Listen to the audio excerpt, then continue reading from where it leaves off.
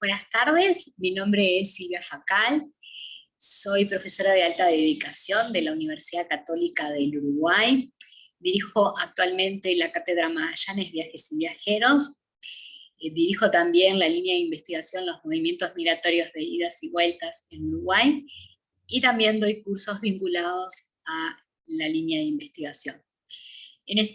Primero, darles las gracias por haberme invitado a este congreso, y voy a hablar sobre el tráfico y trata de personas en el Uruguay en un contexto migratorio. Dentro de la línea de investigación venimos investigando todo lo que tiene que ver con el tráfico y la trata de personas en nuestro país, y hemos podido comprobar la gran vinculación que tiene con los temas migratorios, como ya veremos nosotros a continuación. Primero, saber un poco cuántas personas migrantes hay hoy en día en Uruguay. Uruguay es un país pequeño, tiene 3.400.000 habitantes aproximadamente, y según las cifras del censo de población que se hizo el último en el 2011, había 77.003 extranjeros. Luego de ese censo, para poder conocer la evolución que ha tenido la población, tenemos toda la información sobre las residencias que se van tramitando, y sabemos que entre el año 2012 y el año 2020 se tramitaron 73.029 residencias, así que estamos hablando de unos 140.000 extranjeros que en estos momentos están viviendo en el Uruguay. Vamos a ver primero las principales diferencias entre lo que es la trata y el tráfico de personas, porque se suelen confundir estos términos, sobre todo por la terminología que viene del propio inglés. Cuando nosotros hablamos de trata de personas, nos referimos a que no hay un consentimiento por parte de la víctima para ser tratada, y si la víctima llega a dar ese consentimiento está viciado, porque nadie puede dar un consentimiento para ser tratado, para ser explotado, para ser esclavo, como decimos del siglo XXI. En cambio, en el tráfico el consentimiento, se da un consentimiento por parte de los o las migrantes. Otra diferencia es que en la trata hay una explotación permanente de las víctimas para poder obtener ganancias ilegales por parte de los tratantes. Con relación al tráfico, el tráfico ilícito finaliza cuando las migrantes llegan a su destino. A veces puede estar vinculado con los tratantes también, y entonces, ahí es muy difícil distinguir ambas figuras. En tercer lugar, en la trata puede ocurrir en el estado de la víctima o en otro país. El tráfico siempre es transnacional, se da cuando un migrante quiere cruzar hacia otro país, y obviamente que no lo puede hacer por los mecanismos convencionales, y tiene que recurrir a lo que es el traficante, el coyote, como suelen decir, que hace pasar, por lo menos en la frontera entre América Central y América del Norte, para ir a Estados Unidos vía México. Cuando hablamos, por lo tanto, de tráfico ilegal, es el término entonces que utilizamos para denominar a la migración en situación irregular, que van a contratar de manera voluntaria a un traficante de personas con el objetivo de cruzar una frontera, obviamente en una gran situación de vulnerabilidad. Estamos hablando de una situación irregular donde les van a cobrar altas sumas de dinero, y que muchos en ese camino, y muchas pueden ser violados, asaltados, y un gran número no llegan con vida. Acá les muestro en este mapa las principales rutas utilizadas para el tráfico en Uruguay. ¿De dónde vienen? Principalmente son migrantes que quieren venir a Uruguay, y vienen de la zona del Caribe, principalmente de lo que es Cuba, República Dominicana, principalmente porque Uruguay les exige visado de entrada a los ciudadanos de esas zonas, y entonces tienen que recurrir muchas veces a traficantes para hacerlos ingresar. Sabemos que les pueden cobrar entre 1.500 y 3.000 dólares, por ejemplo, a los ciudadanos que vienen de Cuba, y el camino es desde Cuba hasta la Guyana.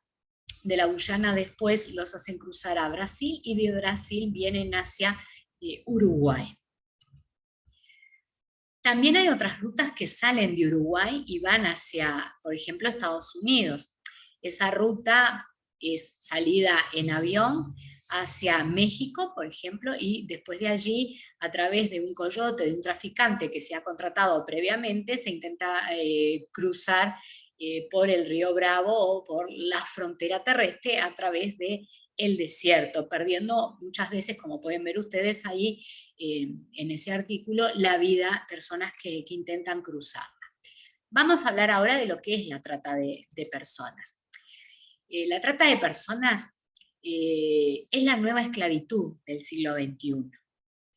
¿Y a qué nosotros llamamos esa esclavitud del siglo XXI? Bueno, a la condición por la que algunas personas son obligadas a trabajar en condiciones infrahumanas sin que se puedan negar debido a las amenazas que les pueden hacer.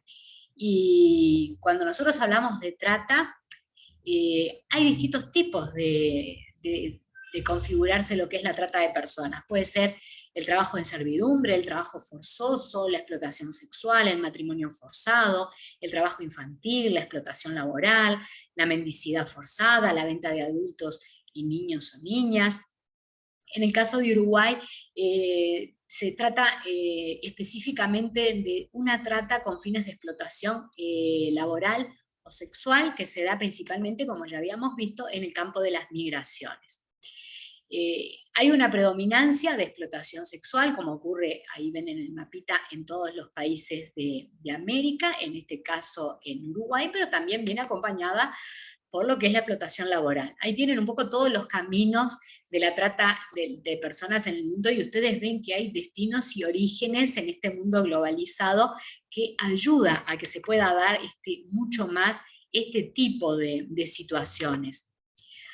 Acá en este otro mapita me parece interesante que vean ustedes la prevalencia de casos de esclavitud moderna en el mundo. Los países en donde más se da esta situación están en colores rojos y naranjas, y donde se va menos en tonalidades más de mostaza y amarillo. En el caso de Uruguay se da menos, pero se da este tipo de situación. El problema es que las denuncias que hay son como la punta del iceberg. Por cada denuncia que se presenta, hay unos 20 casos más que no han sido denunciados por temor que tienen las propias víctimas.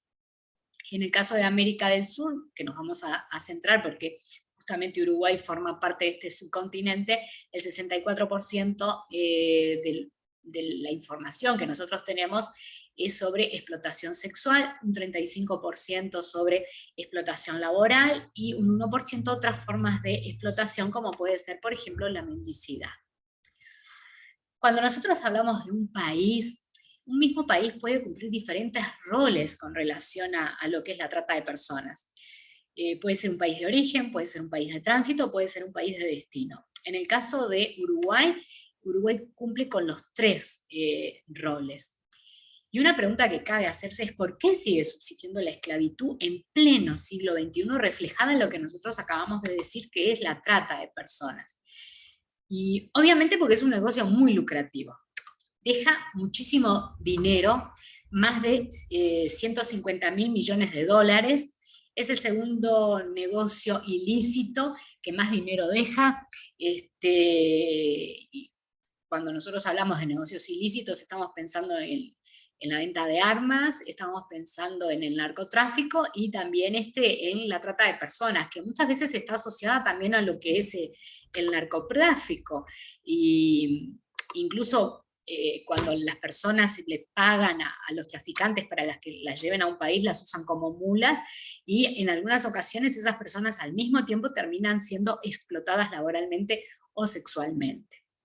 Yo aquí les traje una definición de lo que es la trata de personas, que se encuentra en el protocolo de Palermo del año 2002, de la ONU, que Uruguay firmó este protocolo, y esta misma definición se encuentra en la ley 19.643, promulgada en el año 2019. Nosotros tenemos una ley muy reciente. Eso puede ser bueno porque obviamente en esa ley va a estar incluidos los grandes avances que se han dado en el mundo, pero también es malo porque no teníamos una ley al respecto.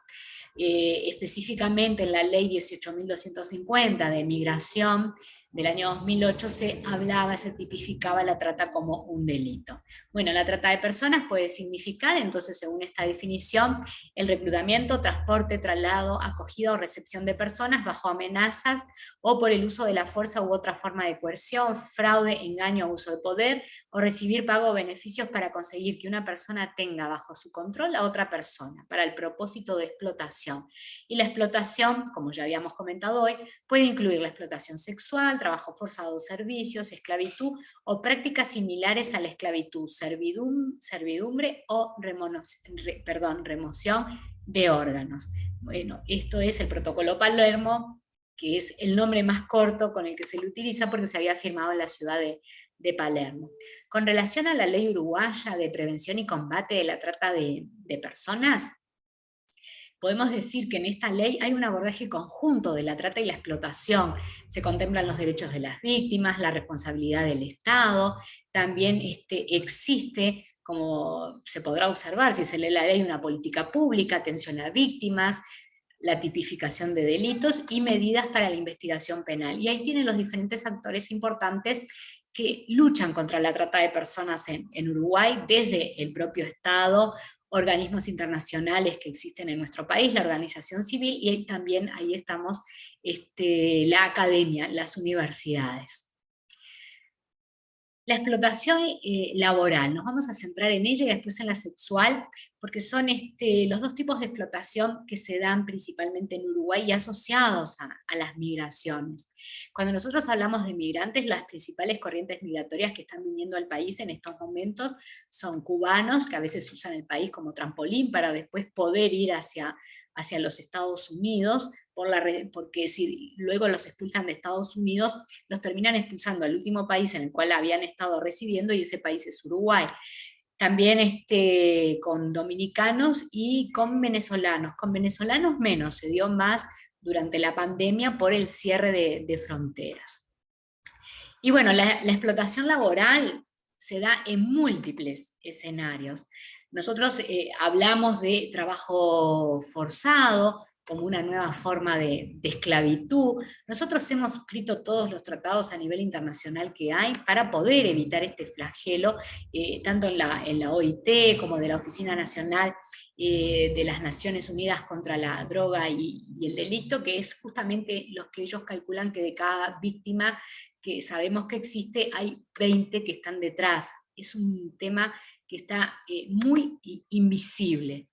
Y es por las grandes ganancias que deja, por el temor, porque hay toda una red de tratantes a nivel internacional que no se conocen desde el primero de la red hasta el último. Entonces es bastante difícil para la propia justicia poder terminar con este flagelo. Cada año la Secretaría de Estado de los Estados Unidos recaba información en los distintos países sobre los distintos tipos de explotación que hay. Y entonces, bueno, esa es una fuente muy importante para nosotros para conocer cómo se va dando tanto la explotación laboral, en este caso, como la explotación sexual en los distintos países, y en el caso de Uruguay, con relación a la explotación laboral, sabemos que ese tipo de trabajo forzado se da principalmente en la construcción, en el servicio doméstico, en servicios de limpieza, en el cuidado de mayores, en las tiendas mayoristas, en las industrias textiles, en la agricultura, también en la pesca y en el procesamiento de madera. Estamos hablando principalmente de población extranjera explotada. Población extranjera que termina siendo explotada porque a veces desconocen sus derechos, piensan que pueden ser expulsados de Uruguay y esa situación no se da, pueden hacer denuncias, pero tienen miedo de denunciar por quedar sin trabajo y después no pueden enviar las remesas tan necesarias para sus familias en sus países de origen. Y a veces también de amenazas, sobre todo en la explotación sexual, amenazas incluso de muerte o de golpizas a las propias personas explotadas o a sus familias en sus países de origen. En Uruguay ha habido casos muy sonados porque salieron en la prensa, como caso de 2012 de unas trabajadoras bolivianas que trabajaban largas horas en una mansión de uno de los barrios de mayor poder adquisitivo en Uruguay, que es Carrasco, y ante una denuncia que hubo, bueno, ahí se procedió. Otros casos bastante sonados fueron los de empleadas domésticas paraguayas en Punta del Este y también trabajadoras paraguayas en empresas frutihortícolas y restaurantes, con largas horas, con retención de pasaportes, otro tanto también con trabajadores cubanos y venezolanos en Canelones, pero también sabemos, Canelones es el departamento que está al lado de Montevideo, de la capital, y sabemos también de otras situaciones en que les retienen los pasaportes, los hacen trabajar largas horas, y después no les terminan pagando porque dicen que tienen que pagar la comida, tienen que pagar el lugar en el que están residiendo, y entonces es una situación bastante complicada que se suele dar. Si ustedes están más interesados en conocer todos los pormenores del último informe sobre trata de personas con relación a Uruguay, que publica, como ya les decía hoy, todos los años la Secretaría de Estado de los Estados Unidos, les dejé el link para que ustedes puedan conocer con mayor exactitud esa situación, tanto de explotación laboral como de explotación sexual. Y cuando hablamos de la explotación sexual, el objetivo que tiene es lucrar con los cuerpos en el mercado del sexo. Y ahí entra lo que es la prostitución forzada, la pornografía infantil y el turismo sexual. Y estas cosas se dan también en nuestro país. Y es como lo que nosotros decimos la punta del iceberg, y sabemos que las mayores víctimas son las principalmente mujeres migrantes, que al día de hoy, por lo menos por las cifras estadísticas que tenemos, más del 60% de las que son atendidas por motivos de explotación sexual son mujeres migrantes, principalmente de República Dominicana, también de Cuba y en menor medida de Venezuela. Entonces, bueno, este es otro de los grandes problemas que se están teniendo últimamente vinculados a las migraciones. ¿Por qué se da esto? Porque hay condiciones de vulnerabilidad, como también hay cuando se da la explotación laboral: desempleo, pobreza, violencia de género, mujeres migrantes, trabajadoras domésticas, conflictos bélicos. Y otra cosa importante es que esta situación se suele dar por un engaño y que se da a través de falsas promesas de trabajo, de un enamoramiento. Una persona, bueno, te venís conmigo, nos casamos, y después las meten en la prostitución forzada. Lo que hacen es esconderles los documentos, y si bien les terminan pagando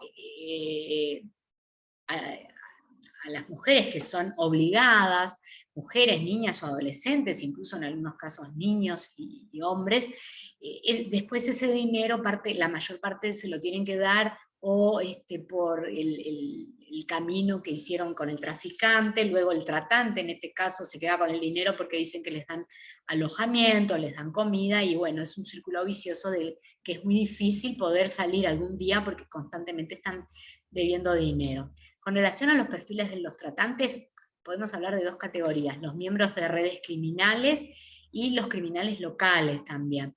Tenemos exvíctimas, y la mayoría de los tratantes suelen ser hombres. Y una cosa importante: ¿por qué se da esto? Porque hay clientes, hay consumidores. Entonces, acá lo importante es tomar conciencia de estas problemáticas, y obviamente que el propio consumidor tenga que tener también que se configure un delito lo que hace, porque este tipo de cosas se van a seguir produciendo. Nosotros en las migraciones tenemos antecedentes históricos de la trata de mujeres con fines de explotación sexual, en lo que un día se dio en llamar la trata de blancas, para diferenciarla un poco de las esclavas negras, porque cuando se hablaba de mujeres que eran traídas de Europa para obligarlas a ejercer la prostitución, de una forma estigmatizada se hablaba de blancas, porque se decía que las mujeres negras no era una trata que se hacía, porque eran esclavas. Obviamente que de nuevo estamos con esos estigmas para las poblaciones afrodescendientes. Históricamente la explotación sexual en Uruguay entre las migrantes se daba con aquellas que venían principalmente de Europa Oriental y también de Francia. Las cifras que tenemos, como pueden observar ustedes, 500 ingresos anuales de mujeres víctimas de algún tipo de trata, son ínfimas, es esa punta del iceberg. Tenemos el informe del 2021 con todos estos casos, que ustedes pueden leer también, que yo ya les dejé el link para que puedan conocer más al respecto, pero realmente las denuncias son las menos y la mayoría después de los tratantes no terminan siendo procesados. Entonces, bueno, hay distintas campañas que yo aquí les traje algunas imágenes para que ustedes las puedan ver, para poder denunciar todo lo que es esta trata, en este caso de personas con fines de explotación sexual. Acá tienen una que fue muy conocida, que se realizó durante el tiempo de la pandemia, porque los casos subieron, si bien no se ven reflejados en las cifras estadísticas. Y ahí tienen ustedes la ruta de las trata en Uruguay. Nosotros habíamos comentado aquella que venía desde Cuba, desde Venezuela y desde la República Dominicana, pero tenemos otra que viene desde Argentina, que se dirige principalmente a Maldonado, a Punta del Este, sobre todo traen adolescentes y algunas terminan yendo hacia Brasil. Ahí tienen las otras rutas que les comentaba, de Cuba a Uruguay, de República Dominicana también que les decía Uruguay, y de Venezuela hacia el Uruguay. Este es un gran problema, y el gran problema se da por la falta de denuncias y, como decíamos hoy, por todos esos temores que hay detrás. Bueno, les quiero dar las gracias por haberme escuchado y espero que nos reencontremos pronto en otros congresos. Un saludo desde aquí de Uruguay y bueno, mucha suerte para todos.